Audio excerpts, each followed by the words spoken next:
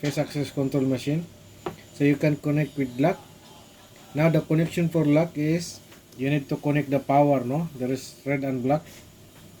So red for positive, black for negative. For this is the adapter. Okay, so aside from adapter, you have to take these terminals for lock. So this is the one for lock. As you can see, there is lock. You need only to find this white, purple, and white, yellow. So in this case, this is only the white, purple, and white, yellow. So white, purple will be connected to minus of the lock. Minus of the lock. And whites will be connected to negative of your power supply.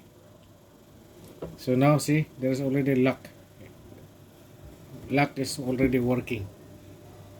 So I will send you also the diagram, but later on the video I will send you the diagram also. So when there is face recognition, Thank you. okay, lock is open.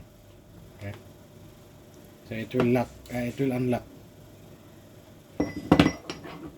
Kelas.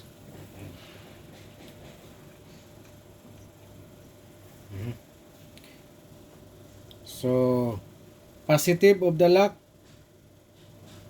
going directly positive to power supply, and the negative of the lock going to minus, and the other one will go to COM and NC.